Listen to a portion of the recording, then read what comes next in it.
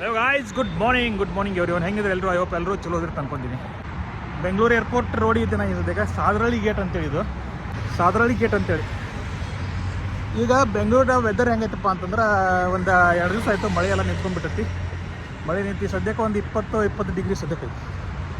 Bengaluru weather ಹೆಂಗಂತಂದ್ರೆ ಒಂಥರ addiction ಇದ್ದಂಗೆ. ಕೆಲವೊಬ್ಬರಿಗೆಲ್ಲ smoking addiction, drink addiction ಇರುತ್ತೆ. ಆ ಥರ ಬೆಂಗಳೂರು ವೆದರ್ ಒಂದು ಅಡಿಕ್ಷನ್.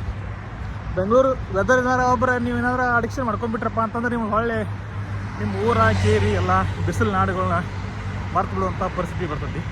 ಹಂಗಂತೇಳಿ ಎಲ್ಲ ಮರ್ತ ಇಲ್ಲೇ ಇರುವಂಥದ್ದು ಅಂತಲ್ಲ, ಆದ್ರೆ ಒಂದು ಸಣ್ಣ ಎಕ್ಸಾಂಪಲ್ ಹಾಕ್ತೀನಿ. ಹಂಗೆ ಈಗ ನಾರ್ತವರೆಲ್ಲ ಹೆಂಗೆ ಬರ್ತಾರೆ ಅಂತಂದ್ರೆ, ಉತ್ತರ ಭಾರತದೊಳಗು ಆಲ್ಮೋಸ್ಟ್ ಅಲ್ಲಿ ಯಾವಾಗಲೂ 35, 38, 40, 42 ಡಿಗ್ರಿ ಈ ಥರ ಬಿಸಿಲು ಇರೋದ್ರಿಂದ, ಆಮೇಲೆ ಸಿಕ್ಕಾಪಟ್ಟಿ ಹ್ಯುಮಿಡಿಟಿ ಇರೋದ್ರಿಂದ ಬೆಂಗಳೂರು ವೆದರ್ ಅಂತಂದ್ರೆ ಅವ್ರು ಹುಚ್ಚಿದ್ದು ಬಿಡ್ತಾರೆ. ನಾವು ಬಿದ್ದೆಲ್ಲ ಕಿತ್ಕೊಂಡ್ಬಂದೆಲ್ಲ ಅಲ್ಲಿರೋ ಪ್ರಾಪರ್ಟಿ ಎಲ್ಲ ಮಾರ್ಕೊಂಡು ಬಂದೆ ದಿಲ್ಲಿ ಒಳಗಡೆ, ಆಮೇಲೆ UP-ದಾಗೆಲ್ಲ ಆ ಕಡೆ ಇರುವಂಥ ಎಲ್ಲ ಅವರ ಪ್ರಾಪರ್ಟಿಗಳನ್ನ ಮಾರ್ಕೊಂಡ್ಬಂದು ಬೆಂಗಳೂರಾಗಿರುವಂಥ ಒಂದು ಪ್ಲ್ಯಾನ್ ಮಾಡ್ಕೋತಾರೆ ಅವರು.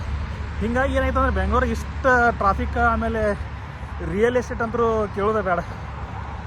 ಇಲ್ಲಿ ಲಕ್ಷ ಇತ್ತು ಮಾತ್ರ ಇಲ್ಲ, ಕ್ರೋರ್ ಗಂಟ್ಲೆ ಸೈಟ್ ಎಲ್ಲ ಈ ಥರ ಇಲ್ಲಿದಾವ. ಇಲ್ಲ ಆಗ ಕಾರಣ ಏನಪ್ಪ ಅಂತಂದ್ರೆ, ಉತ್ತರ ಭಾರತದವರು ಬಂದು ಇಲ್ಲೆಲ್ಲ ಬಂದು ಸ್ಟೇ ಆಗೋದ್ರಿಂದ.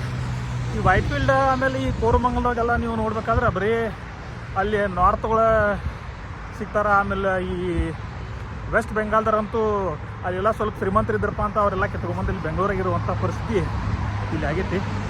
ಹೀಗಾಗಿ ನಮ್ಮ ಕನ್ನಡದವ್ರದ್ದು ಅಸ್ತಿತ್ವನ ನಿಧಾನಕ್ಕೆ ಕಡಿಮೆ ಆಗ್ಬೇಕು.